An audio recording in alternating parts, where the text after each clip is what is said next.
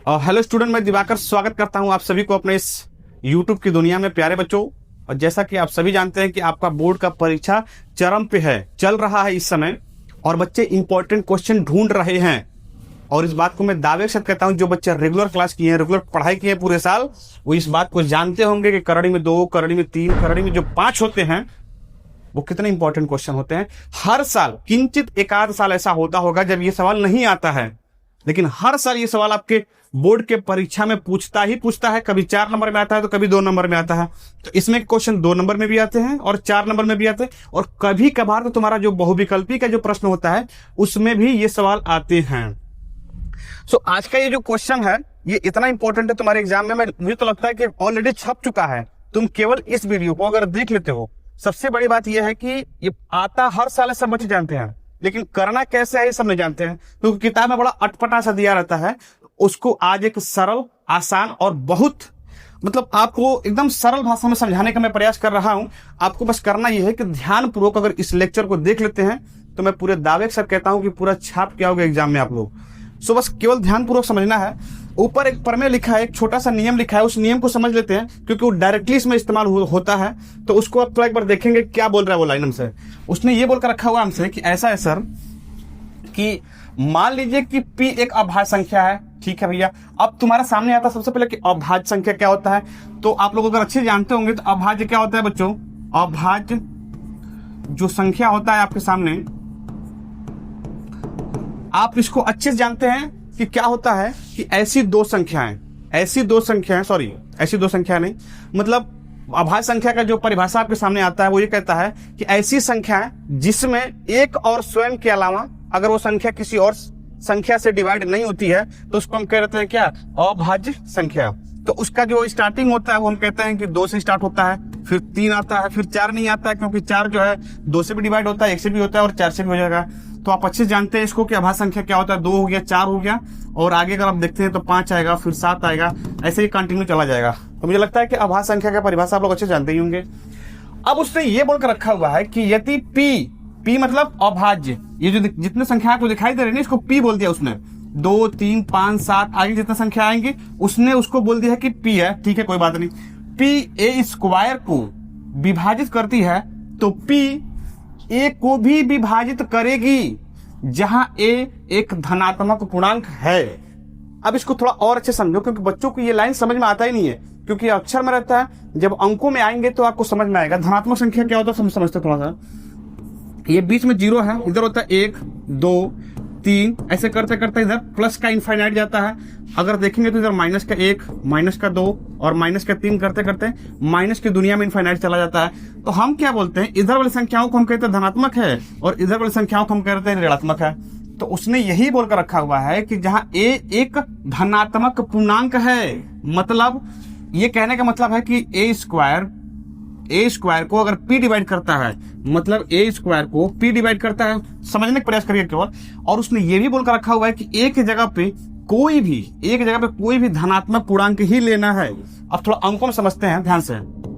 अगर मान लीजिए मैंने धनात्मक संख्या कोई एक जगह ले लिया, इसका ये मतलब निकल के आता है हमारे सामने, इसका ये मतलब निकल के आता है कि एक जगह मान लो हमने कह दिया कि 10।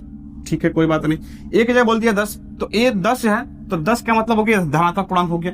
उसने ये बोला है कि P हमारा एक जो है अभाज्य संख्या होना चाहिए। अभाज्य भी धनात्मक होता है, इस बात को हम जानते हैं, लेकिन इसमें से कोई भी संख्या ले लो। जैसे मान लो कि हमने कह दिया 2 या 5 को ही ले लेते हैं, कोई दिक्कत वाली बात नहीं है। अब इसने ये बोलकर रखा हुआ है कि अगर ये 10 के स्क्वायर यानी धनात्मक संख्या के स्क्वायर को कोई अभाज्य संख्या डिवाइड करती है, मतलब डिवाइड तो होगा, देखो 100 आएगा, ये स्क्वायर करेंगे तो नीचे आएगा 5, तो इसका मतलब ये आएगा कितनी बार में, अगर आप देखेंगे तो ये हमारा 20 बार में जो डिवाइड हो जाएगा। अब उसने ये प्रमेय हमसे ये बोलता है कि ये नियम कहता है कि जब स्क्वायर हटाओगे मतलब केवल 10 रहेगा, और नीचे अगर कोई अभाज्य संख्या है तो वो उसको डिवाइड कर देगा, तो ये भी हमारा डिवाइड हो जाएगा 2 बार में पूरा। बस इतना अगर बात आपको समझ में आई तब जाके ये सवाल आपको समझ में आएगा, अन्यथा नहीं आएगा। ओके, सो मैं इसको हटाता हूं क्योंकि ये आप अच्छे जानते हैं। आपको समझाने के लिए बस इतना कहानी ये कहा गया है। अब आते हैं अपने मूल मुद्दे पर। अब चूंकि जब हमारी बात होती है परिमेय संख्याओं के लेके, परिमेय और अपरिमेय की संख्याओं के बारे में जब हम बात करते हैं तो उसमें स्पष्ट रूप से लिखा है कि आप पहले इसको साबित करके दिखाओ कि करड़ी में 2 एक अपरिमेय संख्या है। अब इसी तरीके से करड़ी में 2 आया है, कभी 3 आएगा, कभी 5 आएगा, कभी 7 आएगा। मतलब ऐसे संख्याएं जो रूट से पूरा पूरा बाहर नहीं निकलते हैं उसे हम अपरिमेय संख्या बोल लेते हैं। और उसी को उसने साबित करने के लिए बोला है कि साबित करके दिखाओ कि ये परिमेय संख्या कैसे है। सो इसको हम साबित करने से पहले एक लाइन और आपको समझाना चाहेंगे, क्योंकि इसमें मोटा मोटी काम ये होगा कि जब परिमेय संख्या को हम अपरिमेय इसको हमको साबित करना है करड़ी में 2 को, तो पहले हम क्या कर लेते हैं कि हम कह देंगे कि ऐसा है कि इसको हम कह देते हैं कि हमारे परिमेय संख्या है। इसको मान लो हमने कह दिया कि करड़ी में 2 हमारे लिए परिमेय संख्या है। और जब परिमेय संख्या कह देंगे तो उसको कैलकुलेट करेंगे, थोड़ा उसका कहानी आगे हम बढ़ाएंगे तो हमको आगे कुछ ऐसा मिलेगा कि जो हमने माना है वो गलत साबित हो जाएगा। मतलब यहां अपने ही बात को गलत साबित करना ही इस क्वेश्चन का सॉल्यूशन है। तो बस ध्यानपूर्वक सुनिए और देखिए इसको। तो करेंगे क्या हम लोग, कहेंगे कि मान लेते हैं, हल यहां मैं लिख देता हूं इसका हल, कि माना करड़ी में जो 2 है हमारे लिए वो एक परिमेय संख्या है। करड़ी में 2 एक परिमेय संख्या है, परिमेय संख्या है। ओके, अगर हमने इसको परिमेय संख्या बोल दिया तो इसका यह मतलब है कि हम क्या बोल सकते हैं बच्चों कि हमारा करड़ी में जो 2 है, जब परिमेय संख्या बोला इसका मतलब हम इसे P/Q के रूप में आराम से लिख सकते हैं, क्योंकि आप अच्छे जानते हैं कि जो परिमेय संख्या होता है हमारा P/Q के रूप में का ही होता है। अब इसके आगे एक छोटा सा ब्रैकेट में एक लाइन लिखना पड़ेगा हम लोग को कि P और Q जो हमारे लिए होता है, P एंड Q, सॉरी इसको जगह पे हम ये लिख लेंगे कि Q हमारा 0 बराबर नहीं होता है, और P और Q के लिए एक छोटा सा लाइन लिख लेंगे कि Q हमारा 0 बराबर तो नहीं होता है, अच्छे जानते हैं कब, जब ये परिमेय संख्या होता है तब। अब हम P और Q को एक लाइन और कह देंगे कि P और Q अभाज्य संख्या है, अभाज्य संख्या है। अब आप अच्छे से जानते हैं कि सॉरी अभाज्य नहीं बल्कि सह अभाज्य, काहे मिस्टेक हो रहा है भैया इतना। P और Q हमारे लिए क्या हो जाएगा, सह अभाज्य। अब सह अभाज्य क्या होता है,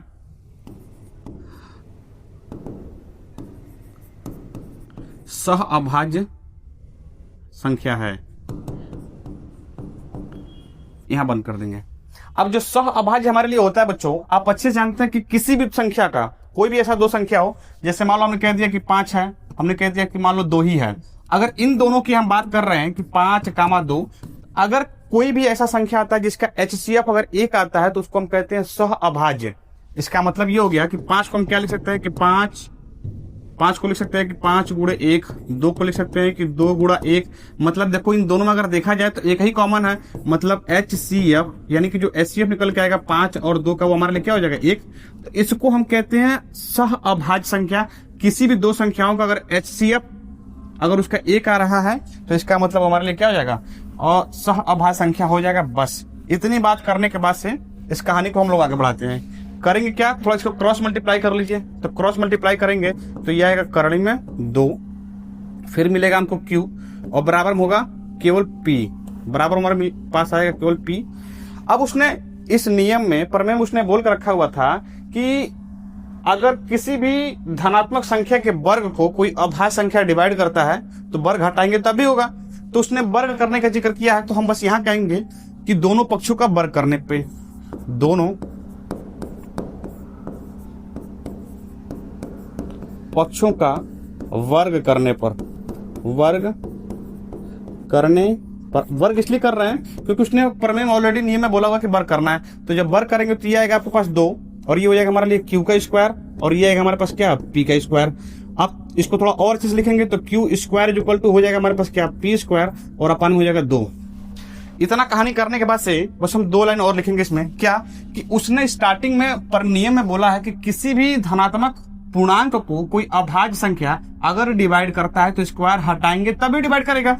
इसका यह मतलब है कि 2, ध्यान सुनना, 2 एक अभाज्य संख्या है और P हमारा कोई ना कोई धनात्मक संख्या होगा।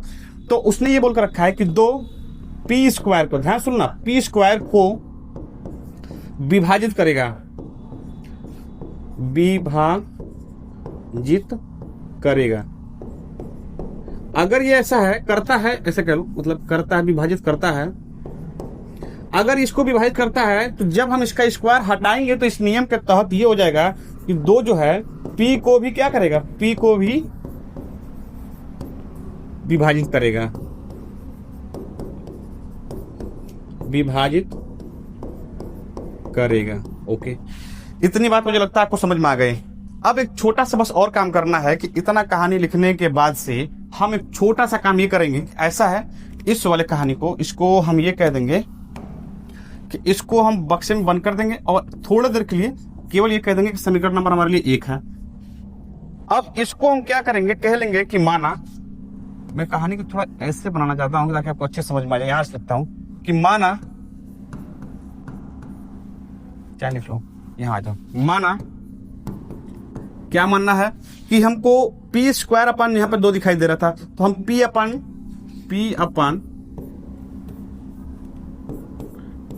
2 मतलब पी अपन 2 कह देंगे। यहाँ पे पी स्क्वायर अपन 2 था, तो स्क्वायर हटाएंगे तभी उसको डिवाइड करेगा।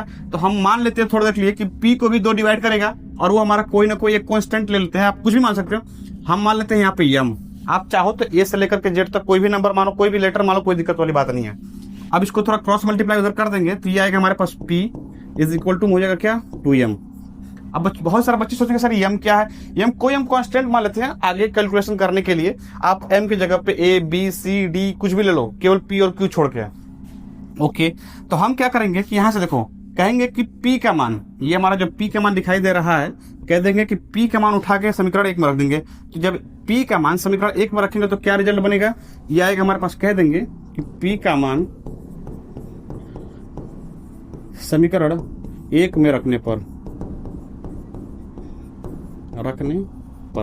जब रख देंगे तो हमारे लिए क्या होगा बच्चों, ये आएगा q का स्क्वायर और अपान में जो p लिखा है ना, तो p की जगह कह देंगे हम 2 और m, और स्क्वायर है तो स्क्वायर लगा देंगे, और नीचे हमारे लिए 2 है तो कह देंगे 2। तो यहाँ कह देंगे कि q का स्क्वायर और बराबर में आएगा हमारे पास क्या, कि 2 दूना 4, और ये हो जाएगा हमारे पास m का स्क्वायर और अपान में हो जाएगा हमारे पास 2। तो अगर देखा जाए ध्यान से तो q square is equal to में क्या होगा, ये 2 से 4 कट जाएगा तो ये हो जाएगा 2 m का स्क्वायर, ये वाला कट जाएगा इससे। ओके, अब 2 से इधर q में डिवाइड कर देते हैं। थोड़ा और अच्छे से इसको समझने का प्रयास करिए। हम क्या करेंगे, कहेंगे कि q स्क्वायर अपान में कह देंगे 2, और ये बराबर आएगा हमारा किसके, m का स्क्वायर। सेम वही कंडीशन जो यहाँ पे आया था कि p स्क्वायर अपान जो 2 था, तो अब आ गया q स्क्वायर अपान का 2। मतलब ये अब हम ये देख पा रहे हैं कि कहेंगे कि 2, जो कहानी यहाँ लिखा गया एज इट इज वही उतार देंगे वहां पे, केवल कह देंगे जहां p है वहां q कह देंगे। तो कहेंगे कि 2 जो है, यानी कि q स्क्वायर को विभाजित करता है,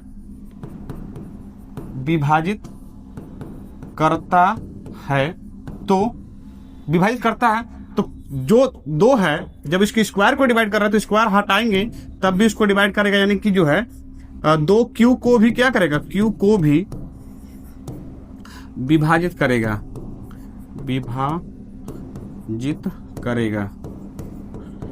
ओके, अगर इतनी बात आपको समझ में आ गई हो तो जैसे हम लोगों ने यहाँ पे p अपान जो से यहाँ पे p/2 करके p/2 बराबर m मान लिए थे, तो थोड़े देर के लिए यहाँ पे कह दो कि माना कि जैसे यहाँ पे p/2 था तो यहाँ कह दो कि q अपान 2, और बराबर में यहाँ m माने थे, हम यहाँ n ले लेते हैं, कोई दिक्कत वाली बात नहीं है, और q को इधर मल्टीप्लाई कर दो। तो q को मल्टीप्लाई करेंगे तो हमारे लिए क्या हो जाएगा कि q बराबर हो जाएगा 2 और n। बस इतना काम अगर आप कर पा रहे हैं तो इसका मतलब ये है कि आप इसमें बहुत अच्छा कर जाएंगे। अब ये देखो और ये देखो, इसको 9 हो तो समीकरण 1 माना गया था, इसको कह दो समीकरण नंबर 2 और इसको कह समीकरण नंबर 3। आपका ऑलमोस्ट क्वेश्चन खत्म हो गया है, बस फॉर्मेलिटी रह गया इस क्वेश्चन में। करेंगे क्या, कह दो समीकरण 1, 2 और 3 से, समीकरण 2 व 3 केवल दोनों को थोड़ा देखा जाए ध्यान से, तो इसको देखो p बराबर हमको मिलेगा 2q, सॉरी 2p बराबर हमको मिलेगा 2m, और q बराबर हमको क्या मिलेगा बच्चों, q बराबर हमको मिलेगा कि 2n। और अब देखो ध्यान से कि हम लोगों ने p और q को स्टार्टिंग में बोला था सहअभाज्य, और जो सहअभाज्य हमारे लिए होता है वो क्या होता है, जिसका HCF क्या होता है, 1। जिस दो नंबर का जैसे मान लो हम कह दे कि HCF, कोई भी 2 नंबर a और b है, अगर उसका HCF अगर 1 है तब उसको हम कहते हैं कि हमारे लिए भाई सहअभाज्य है। और अगर ध्यान से देखो तो P और Q का जब अभाज्य गुणनखंड करोगे तो यहाँ पे 2 गुणे यम, और यहाँ देखोगे तो 2 और गुण क्या हो जाएगा यन, यानी कि दोनों में अगर हम HCF निकाल दें, HCF आप किसका, P और Q का, तो क्या निकल के आ रहा है हमारे पास, ये देखो 2। अगर 2 निकल गया तो इसका ये मतलब है ना कि साफ तौर पे जो हमने स्टार्टिंग में बोला था कि अरे भैया करणी में 2 जो है एक हमारा परिमेय संख्या है, तो वो आगे जब हम बढ़ रहे हैं तो ये वाला कंडीशन सेटिस्फाई हो ही नहीं रहा है। जो सेटिस्फाई नहीं हो रहा है, इसका अगर एक HCF आया होता तब हम कहते हैं कि करणी में 2 हमारा परिमेय संख्या है। एक मिला नहीं, मिला हमको 2। अब यहाँ कहेंगे कि हमारे द्वारा माना गया जो कथन है, स्टार्टिंग में जो हमने माना था कि करणी में 2 एक परिमेय संख्या है, वो गलत है। तो इसका मतलब यहाँ बस लाइन पे लिखना पड़ता है 2 बातें। थोड़ी सी बात आपको लिखनी पड़ेगी,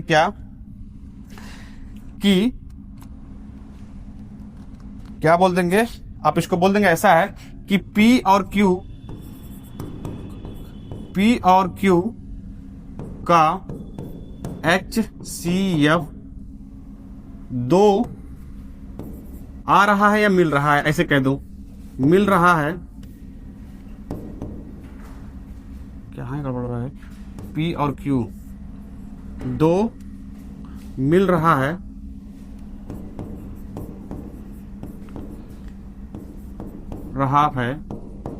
जो कि गलत है। अतः हमारे द्वारा माना गया कथन गलत है। अतः करणी में जो 2 है हमारे लिए क्या हो जाएगा, एक अपरिमेय संख्या है।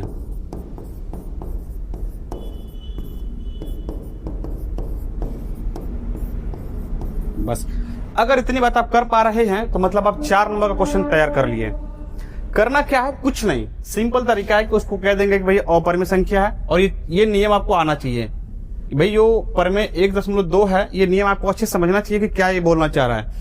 तो मुझे लगता है कि ये बात आपको समझ में आ गई है, और बहुत कम शब्दों का मैंने इस्तेमाल करते हुए आपको इसको समझाने का पूरा प्रयास किया है। अब इसके बाद से अब देखो इसमें होता क्या है ना कि अब चाहे करणी में 2 की जगह पर 3 आ जाए तो जहां जहां 2 है वहां 3 रख दो, चाहे 5 आ जाए तो जहां जहां 2 है वहां 5 रख दो, चाहे इसमें तुम्हारे पास 7 आ जाए, कोई भी अभाज्य संख्या आएगा तो उसकी जगह पे हम ये संख्या रख के सेम एज इट इज यही नियम हम उतार देंगे, हमारा कहानी बन जाएगा।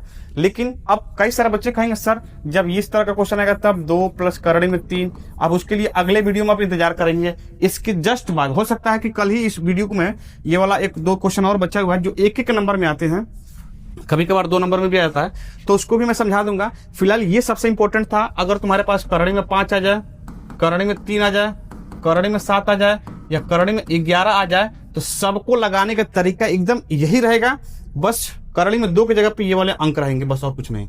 सो मैं उम्मीद करता हूं कि आपको ये वाला क्लास बहुत ज्यादा इंपॉर्टेंट लगा होगा, और सो मिलते हैं अगले क्लास में। जो इसके इंपॉर्टेंट क्वेश्चन और छूट रहे हैं उसको मैं समझाऊंगा, तब तक आप बने रहिए मेरे साथ।